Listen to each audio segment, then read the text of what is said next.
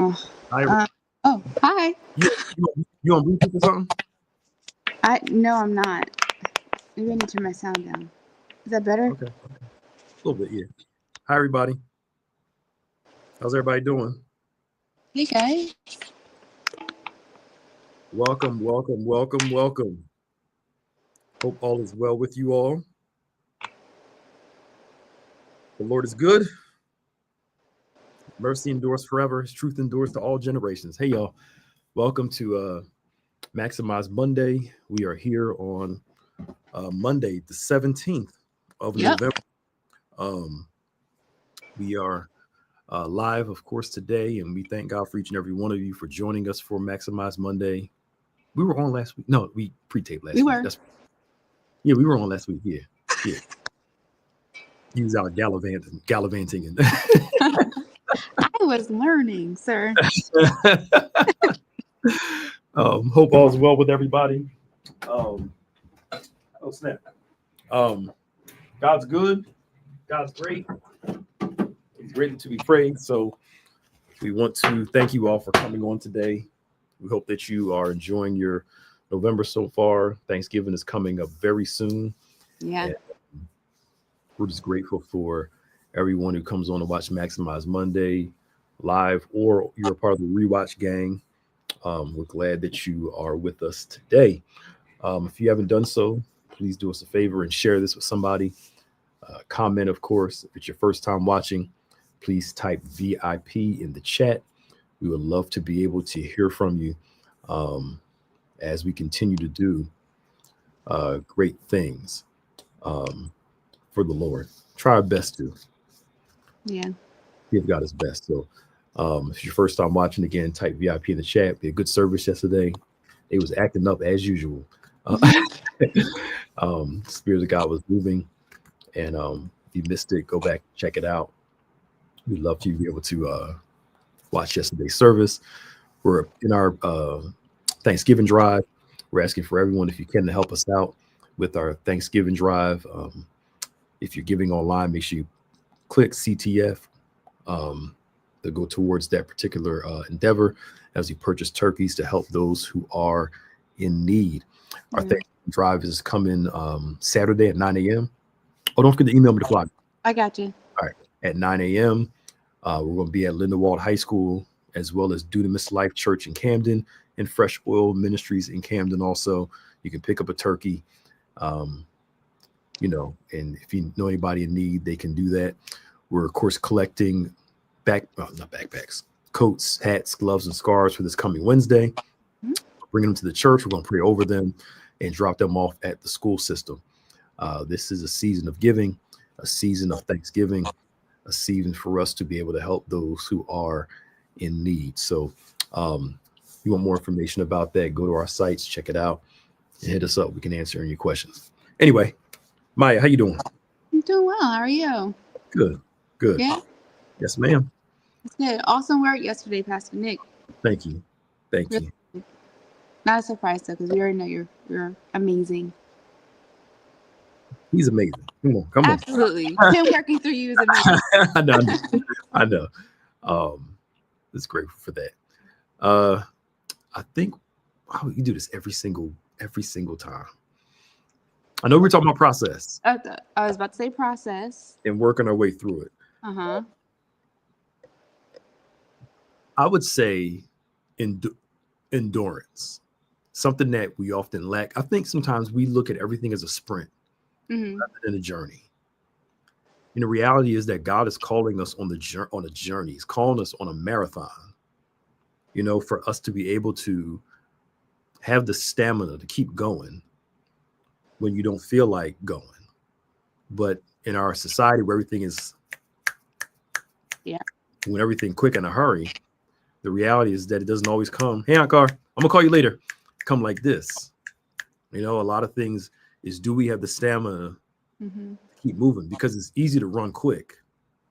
Question is, can you maintain your pace? Can you maintain where you're going? And for us as believers, when the Bible talks about us running this race, we're running a marathon, y'all. Now, all of our race has different time frames. We all start different. We all run different.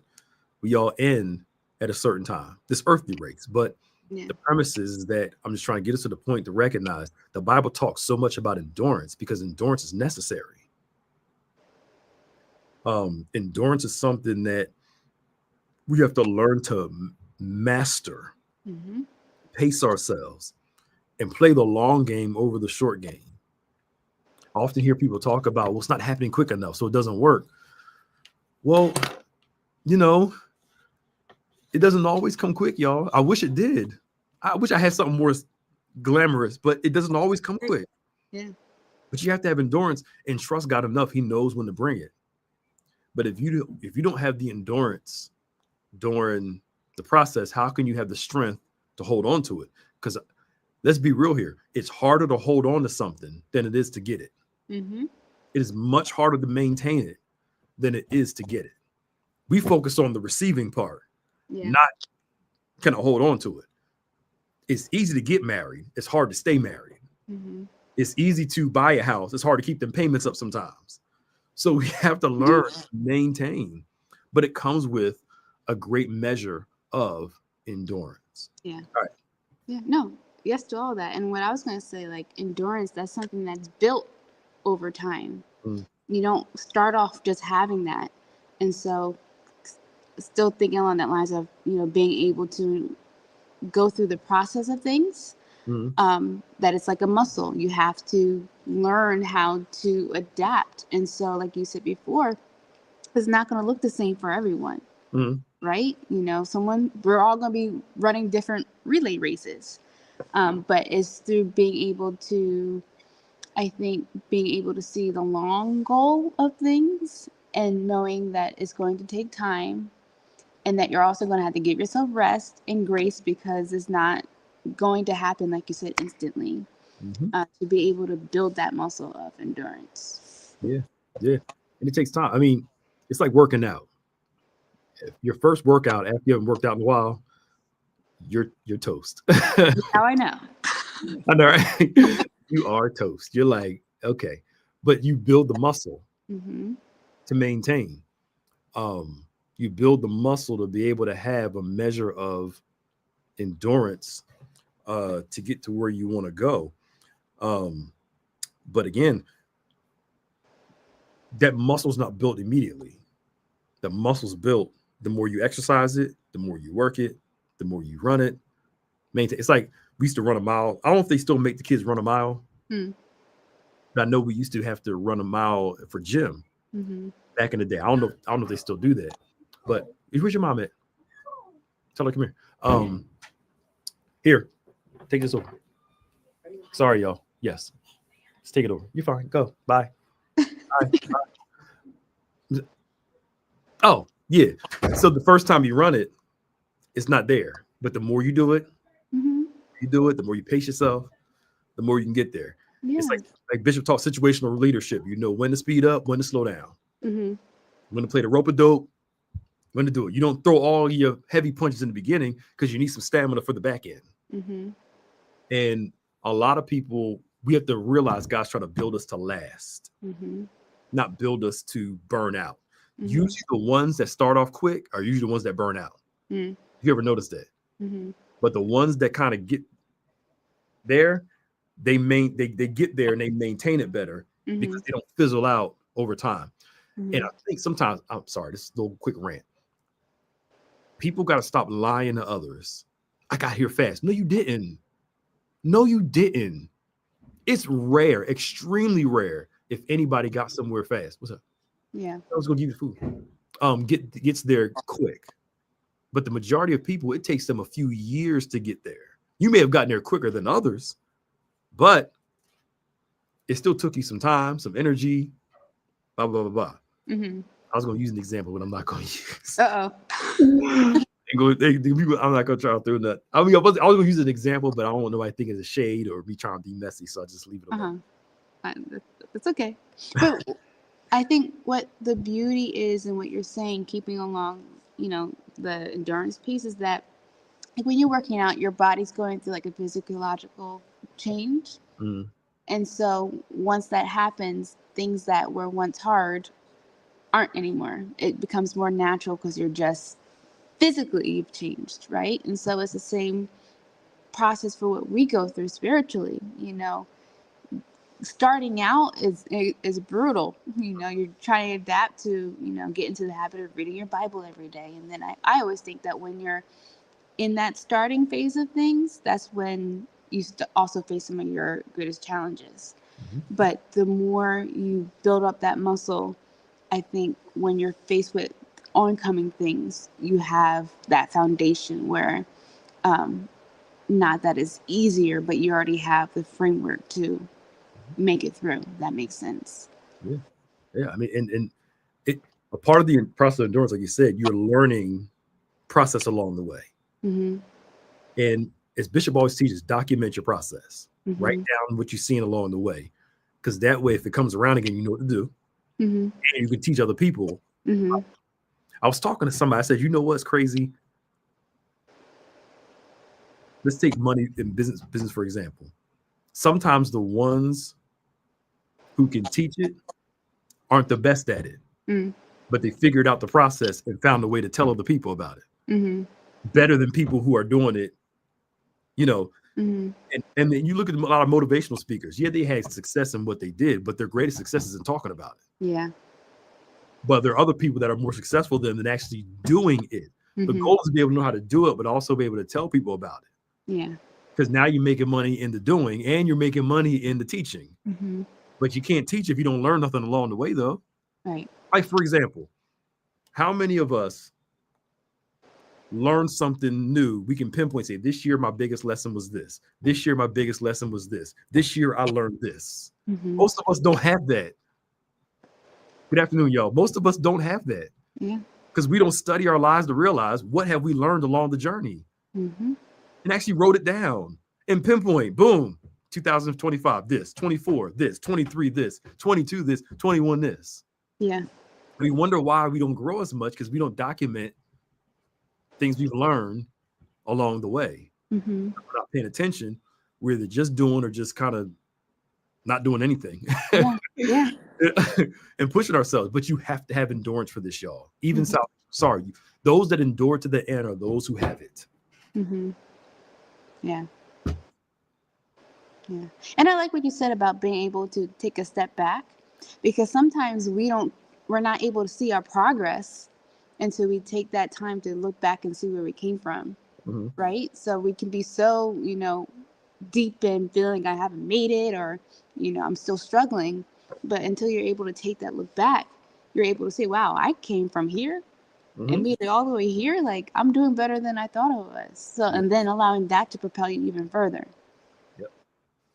Yeah. Document your progress. Yeah. That's important. And document your failures too. Step backs you took.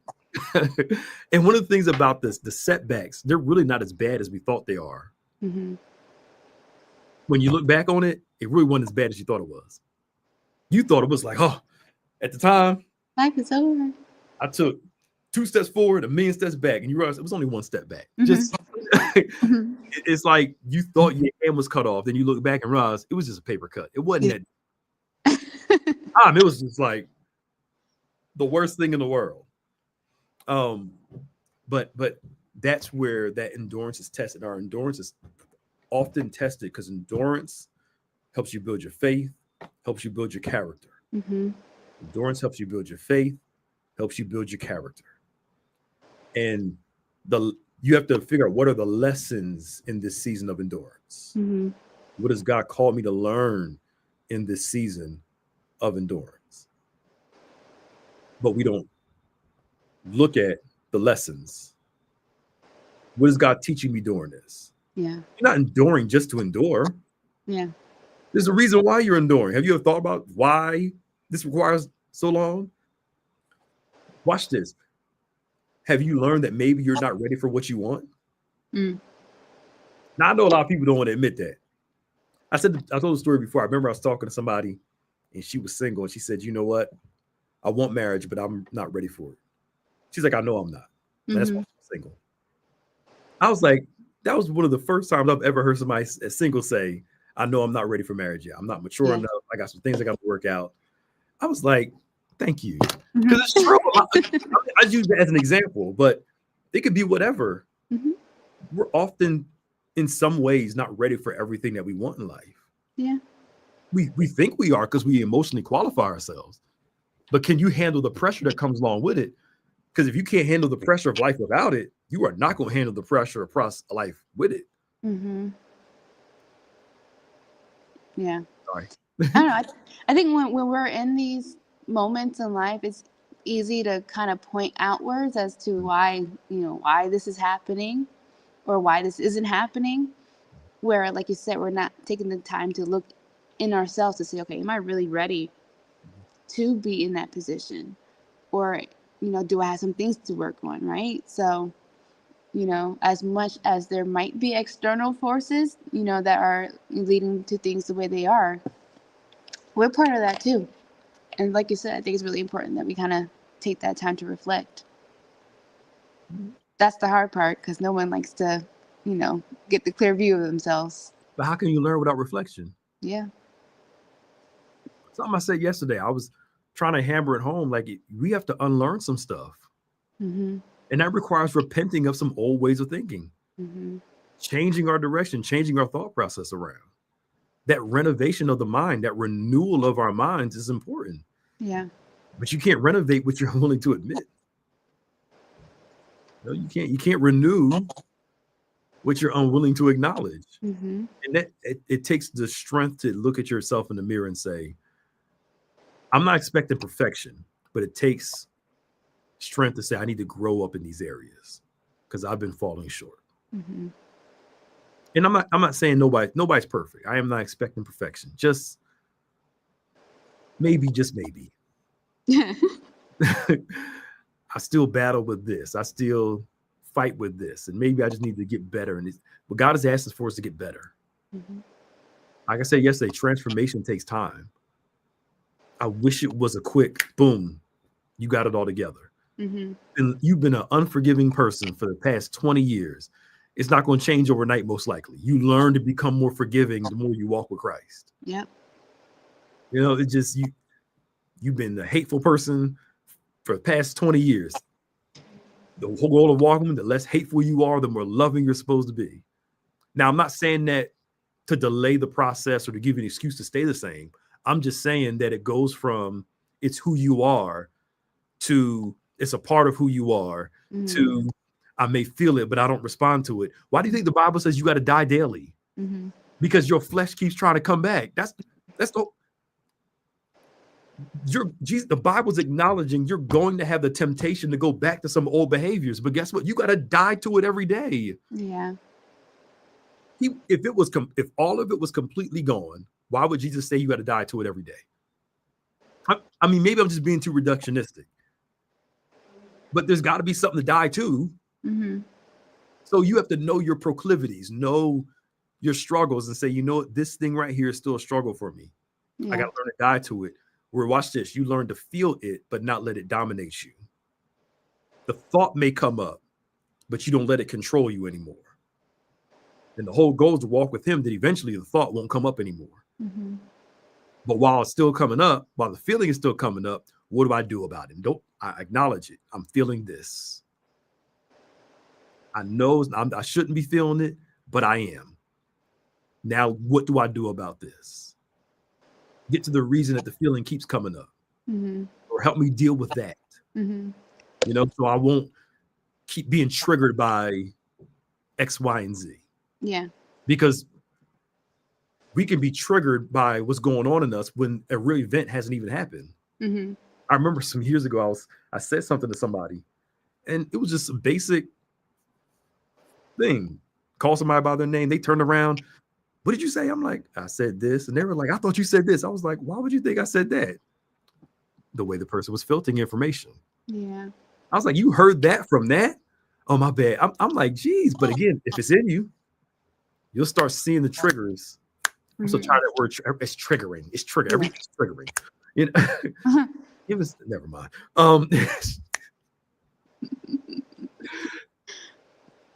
Our triggers are our responsibility, not other people's. Yep.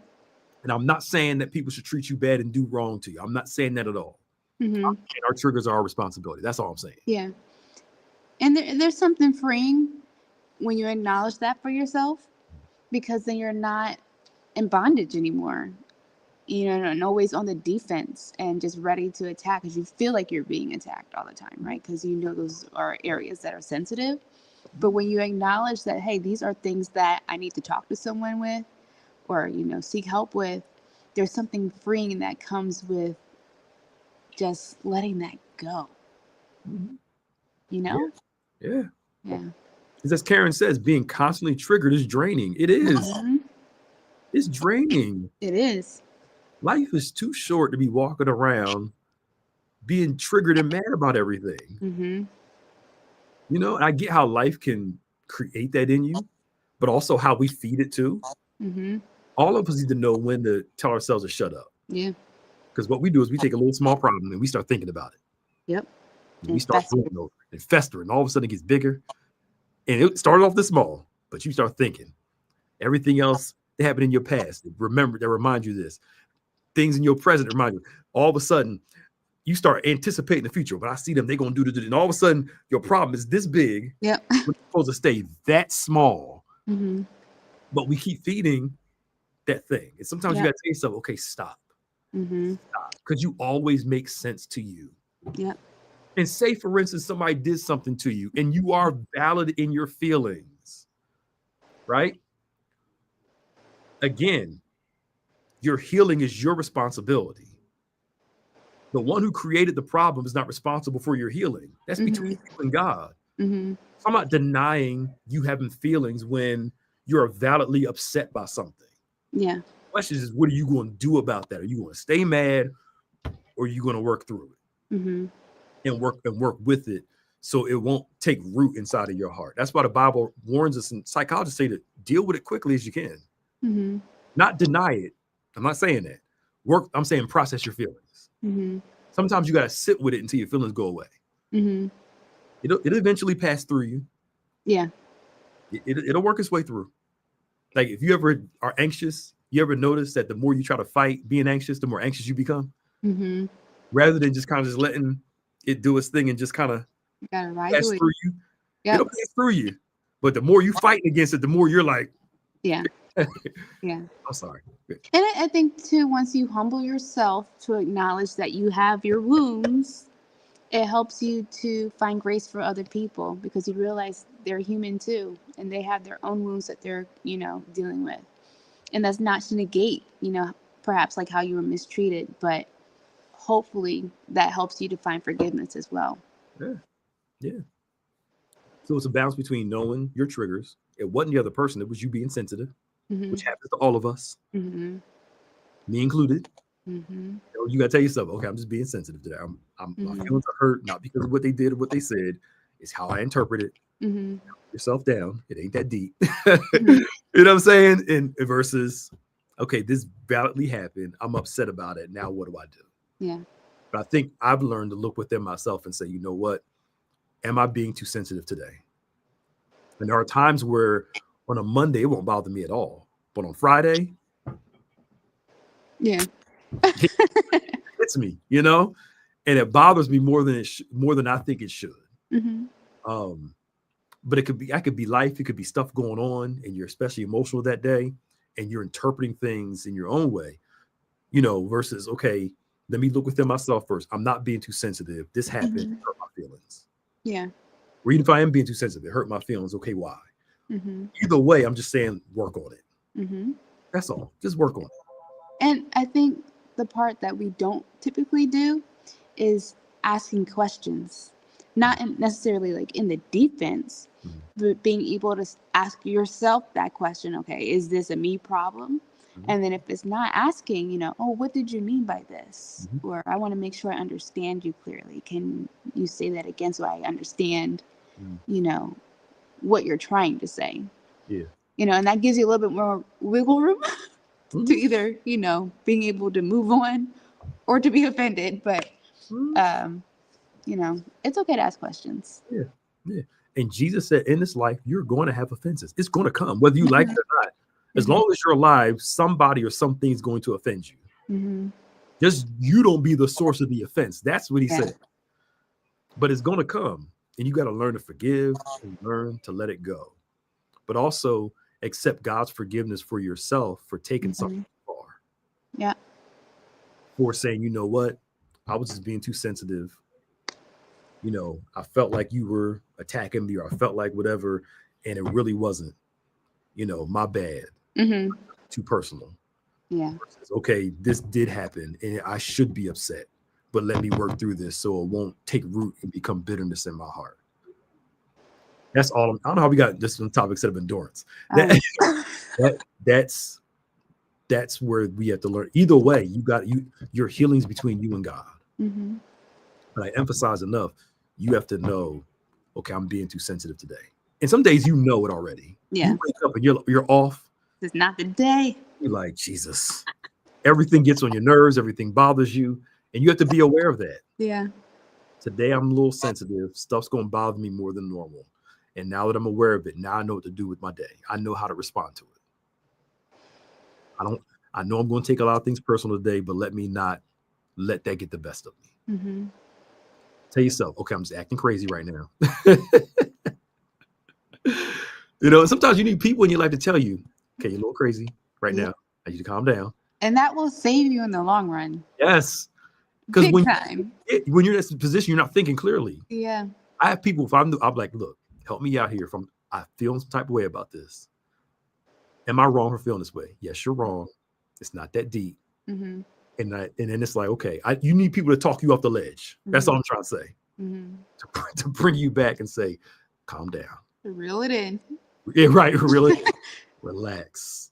I get why you feel that way, but I need you to chill, to give you some perspective. That's all I'm trying to say. Because your triggers are your responsibility. Yeah. All right. It's almost 12:30. Hope y'all enjoyed this today. Yeah, it's good. Yeah. All right. Don't forget tonight, Embrace class at 7 online and in person.